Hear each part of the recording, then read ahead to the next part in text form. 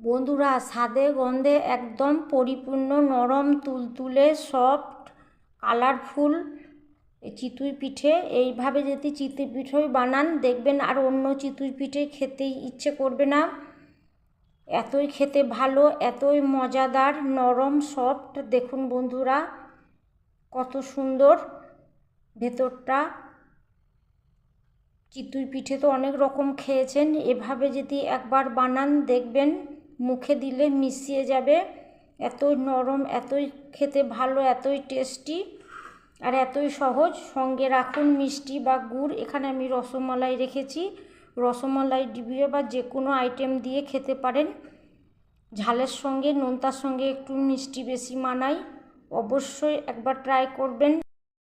আসসালামু আলাইকুম, রূপা রান্নাঘরে সবাইকে জানাই স্বাগত। আপনারা সবাই কেমন আছেন? আলহামদুলিল্লাহ, আমি খুব ভালো আছি। হাজির হয়ে গেলাম একটা মজার রেসিপি নিয়ে।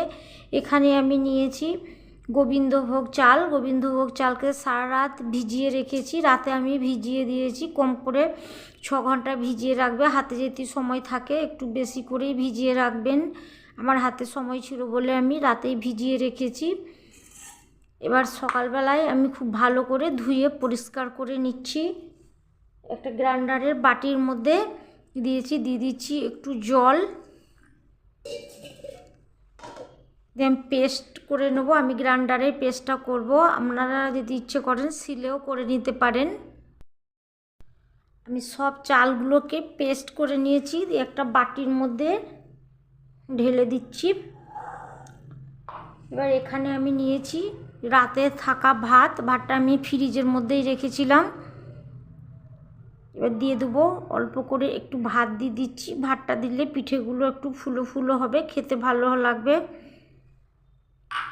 এখানে আমি দিয়ে দিচ্ছি ধনে পাতা কুচি। ধনে পাতাটাকে ভালো করে পরিষ্কার করে ধুয়ে কেটে রেখেছি।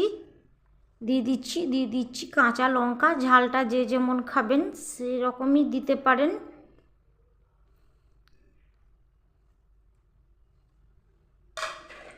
এবার এখানে আমি দিয়ে দিচ্ছি জল। সব উপকরণগুলো দিয়ে আমি একটা পেস্ট তৈরি করে নেব। এবার আমি খুব মিহি করে পেস্ট করে নিয়েছি কাঁচা লঙ্কা, ধনে পাতা আর ভাত। এবার এই চালের পেস্টের গুঁড়ির মধ্যে আমি দিয়ে দিচ্ছি।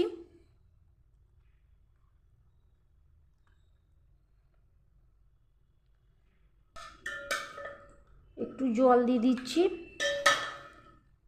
বাটিটা ধুয়ে নেব। এখানে আমি উষ্ণ কুসুম গরম জলটাই দিলাম। আর একটু জল লাগবে, একটু জলটা দিয়ে পাতলা করে নেব। এবার এর মধ্যে আমি দিয়ে দিচ্ছি স্বাদ মতো লবণ।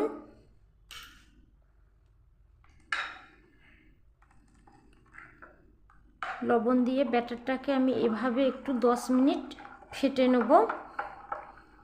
ফেটে খুব ভালো করে মিশিয়ে নেব। ফিরে এলাম 10 মিনিট পর। আমি 10 মিনিট ধরে এভাবে খুব ভালো করে ফেটে নিয়েছি। এবার চিতইয়ের জন্য আমার একদম তৈরি হয়ে গেছে ব্যাটারটা। চলুন এবার শুরু করা যাক। এবার এখানে আমি নিয়েছি একটা মাটির তাওয়া। আপনাদের কাছে যদি মাটির তাওয়া না থাকে তাহলে আপনারা ননস্টিকের তাওয়াতেও করে নিতে পারবেন। তাওয়াটা আমি খুব ভালো করে গরম করে নিয়েছি। গরমটা হয়েছে কিনা চেক করে নেব। এভাবে একটু জলের ঝাপটা দিয়ে চেক করে নিচ্ছি তাওয়া গরম হয়ে গেছে। এবার আমি দিয়ে দিচ্ছি চামচের মাপে 1 চামচ করে এভাবে ব্যাটার দিয়ে দিচ্ছি। সাইজটা যে যেমন করবেন, ছোট বড় করতেই পারেন। আমি এই আকারের করব। এবার ঢেকে দিচ্ছি। ঢেকে আমি কিছুক্ষণ জাল করে নিচ্ছি। গ্যাসের ফ্লেমটা হাই করে রেখেছি। কিছুক্ষণ ওয়েট করার পরে ঢাকনা খুলে দেখে নিচ্ছি। দেখুন আলহামদুলিল্লাহ কত সুন্দর ফুলে উঠেছে। এবার তুলে নেব। দেখুন বন্ধুরা কত সুন্দর ফুলকো ফুলকো চিতই পিঠে। এপিঠ উপিঠ 2 পিঠই দেখাচ্ছি। কত সুন্দর নরম, একদম সফট।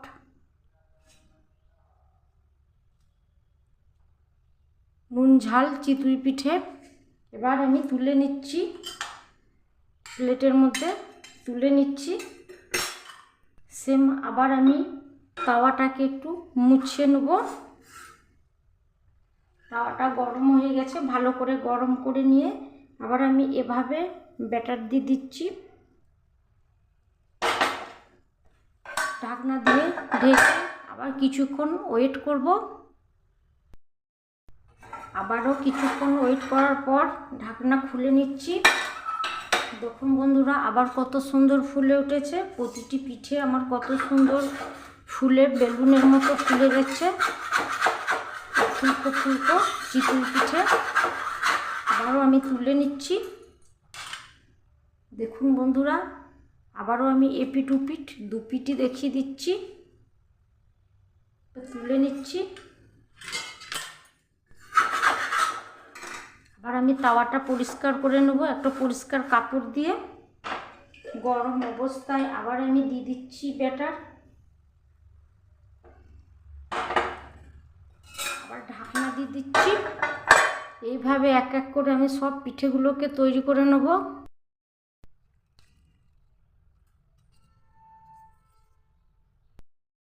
বন্ধুরা, আজকে আমার পিঠের রেসিপিটা যদি ভালো লেগে থাকে কমেন্ট করে জানাবেন, আর লাইক শেয়ার সাবস্ক্রাইব করে আমার পাশে থাকার অনুরোধ রইল। সবাই ভালো থাকুন, সুস্থ থাকুন। আজকের মতো আসি, আবার দেখা হবে নতুন একটা রেসিপি নিয়ে। আল্লাহ হাফেজ।